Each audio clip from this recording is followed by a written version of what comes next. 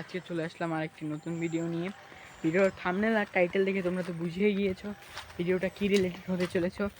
তো আজকে আমি আর আসার পরটা দেখালাম না, তোমরা যেহেতু প্রতিদিনই দেখো। আজকে আমি সরাসরি যাব পদ্মার পাড়ে সেই রহস্যটা উন্মোচন করতে। তো এর আগে কিন্তু আমি দেখিয়েছি শিয়ালের গর্ত দেখিয়েছি, তারপর পদ্মার পাড়ে নানা জিনিস দেখিয়েছি। আজকে আমি তোমাদের বলতে চলেছি, যদি তোমরা এইসব ভিডিও দেখতে পছন্দ করো তাহলে এই ভিডিওটা শেষ পর্যন্ত থাকবে, আর যদি পছন্দ না করো এখনই ভিডিও থেকে বেরিয়ে যেতে পারো। তো এই আমার পিছনে হচ্ছে পদ্মা, আর ওইখানে হচ্ছে জল। তো আমি এখন যাব ওই যে জলের মধ্যে দিয়ে যাব, চলো যাওয়া যাক। এখানে কিন্তু যে তোমার সাপ ফাপ ইত্যাদি এখানে প্রচুর বেশি হয়, তার জন্য দেখ এই যে এখানে কিন্তু পুরো জল, এটা পুরো পদ্মার জল। এখানে সাপ ফাপ অতিরিক্ত হয়, তাই এখান থেকে সাবধানে যেতে হবে। চলো ভাই যাওয়া যাক। সামনে তো সব জায়গায় জল।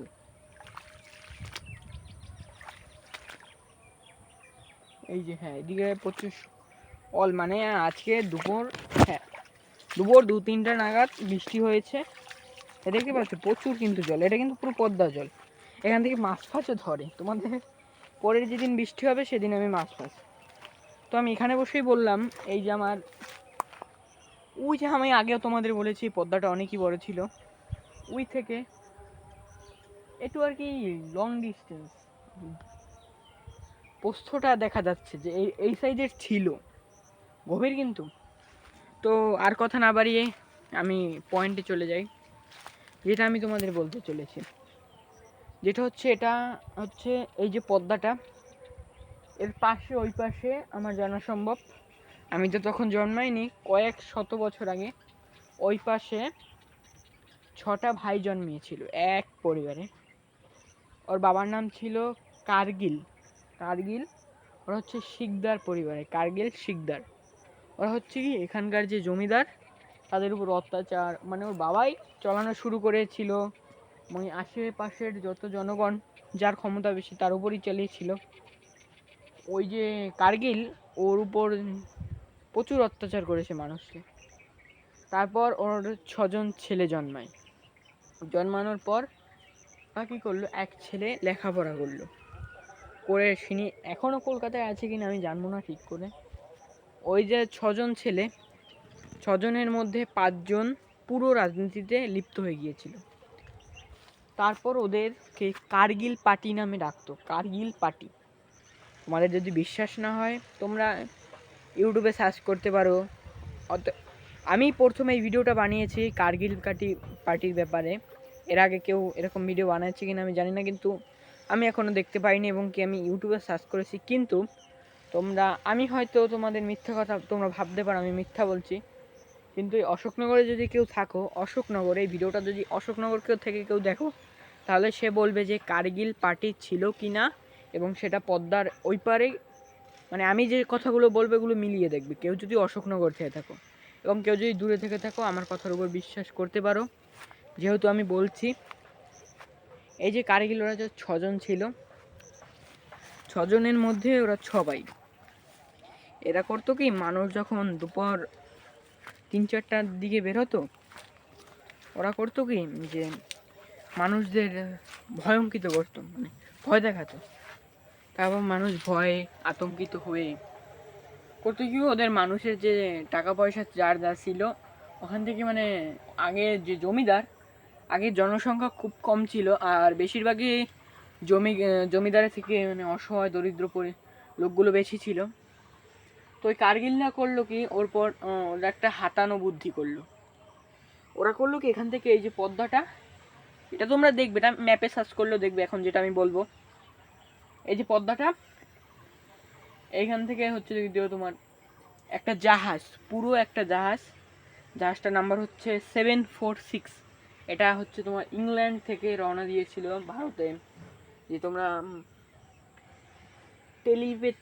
টেলিপ্যাথি যোগাযোগের নাম শুনেছো, ইতিহাস বই তো তোমরা পড়েছো। টেলিপ্যাথি যোগাযোগ যেটা ছিল, এইখানে সেই টেলিপ্যাথি যোগাযোগের যে পণ্যগুলো জাহাজে কয়েকশো কোটি টাকার এখনকার মূল্যে, আর তখনকার 2-3 কোটি টাকার ছিল। এই যে এইটুকুর মধ্যে এইটুকু কেন ছোট করছে না জানো তোমরা? যে আগের ভিডিওটা দেখে প্রশ্ন করতেই পারো যে সাপের ভিডিওটা আমি দেখিয়েছি, যে তাহলে এই জায়গাটাও মানুষ নিচ্ছে না কেন? ওইদিকে চিকুন হয়ে গেছে, ওইদিকে আরেকজনে নিয়ে গেছে, তো এই জায়গাটা মানুষ কেন নিচ্ছে না? তো এইটা না নেওয়ার কারণ হচ্ছে ওই যে মিডল পয়েন্ট, সবাই ধারণা করছে যে ওই যে জায়গাটা ওইখানেই সেই জায়গা মানে জাহাজটা ডুবেছে। সবার ধারণা অনুযায়ী আমিও বললাম, আমি আর শিওর করে বলতে পারি না, কিন্তু তোমরা দেখতে পারো যে কি শুধু একটি জল পুকুরের মতো, তার উপর কচুরি জমেছে ময়লা পানিতে, তার উপর কিছু কচুরি। তো এটা তোমরা ভেবে ভুল করবে, কারণ এখানে একটি আস্ত একটি জাহাজ ডুবে গিয়েছে। এখানে আমি আগের ভিডিওটা এসেছি, এই পাশের যে জমিটা এদিকে তা মানে এখানকার লোকজনকে ঢুকতে দেয় না এইদিকে। এটা হচ্ছে একটা পেয়ারা গাছ, এটা হচ্ছে পানের বর, এটা হচ্ছে পাট গাছ, এটা হচ্ছে কলা গাছ, মানে সব এখন সিজন চলছে, ফল ফলাদি হচ্ছে, এমন ঢুকতে দেয়, কিন্তু এখন ঢুকতে দিচ্ছে না মানুষদের। আরও আমি কিছু বেগুন গাছ, তারপর আগের ভিডিওতে তোমরা দেখে নেবে যদি এই ভিডিওতে সেইগুলো দেখতে পাও কী কী গাছ মাঠে ঢুকতে গেলে আমাদের চোখে বাজে। তো ওই আস্ত জাহাজটা ডুবে গিয়েছে।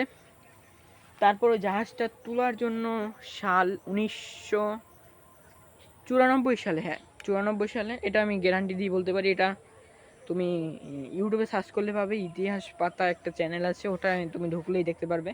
ওটা আমি দেখেই এখানে এসেছি ওইটু জানার জন্য।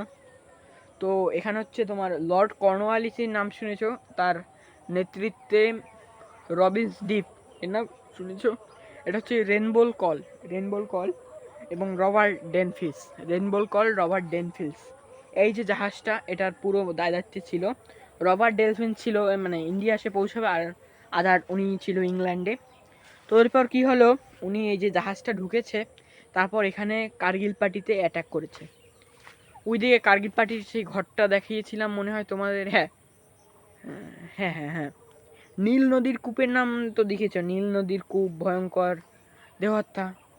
ও কিন্তু একটা জমিদার ছিল, ওকেও কার্গিলরা মেরেছে, মানে ওকে মারতে বাধ্য করছে, মেরেছে। তো ওর কী হচ্ছে, ওই জাহাজটা ডুবে গিয়েছে, এবং ডুবে যাওয়ার কিছু 20-30 বছর পর জেনেছে যে জাহাজটার নিচে মানে কয়েক টন সোনা ছিল, যেগুলো মানে ইন্ডিয়া এসে মালগুলো পৌঁছাবে, ইংল্যান্ড থেকে সেই সোনাগুলো ইংল্যান্ডে নেবে। তোমরা জানো যে ইতিহাসের পাতায় লেখা আছে যে ইন্ডিয়া থেকে কত সোনা আমদানি হয়েছে ইংল্যান্ডে। তো সেই যে জাহাজটা এখনও এখানে আছে। এই ভিডিওটা যদি অন্য কেউ দেখে থাকো, হাই প্রোফাইল মানুষ যেখানে আসবে, ট্রাভেলিং করবে, তো আসতে পারো, আমার এই পাশেই বাড়ি। এই যে জাহাজটা, এটা তুমি এখানকার মানুষকে জিজ্ঞেস করলেই বলবে যেখানে জাহাজ ছিল কিনা, এটা সত্য কিনা। তো এই বলেই আমি তোমাদের বলতে চাই, আর যদি এই ভিডিওটা তোমাদের একটু ভালো লেগে থাকে, একটা লাইক, একটা সাবস্ক্রাইব করে দেখো। একটা লাইক সাবস্ক্রাইব করলে আমি মোটিভেট হই। দেখতে পাচ্ছ আমি তোমাদের দেখাবো, তোমরা যদি শেষ পর্যন্ত থাকো, যে আমি কোন কোন জায়গা দিয়ে এসেছি, তোমরা শুধু দেখো।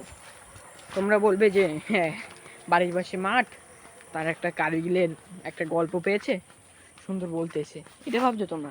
ঠিক আছে, চলো তোমাদের বিশ্বাস মানে তোমাদের ভাবনাটা আমি ভুল করে দেখাই। চলো, এই যে এই মধ্যে হচ্ছে জাল, এদিক পানের বর, এর মধ্যে দিয়ে যেতে হবে, সাপে কামড় দিলে দেবে, বুঝলে? চলো দেখাই, বিশ্বাস তো করবে না তোমরা। চলো, এই যে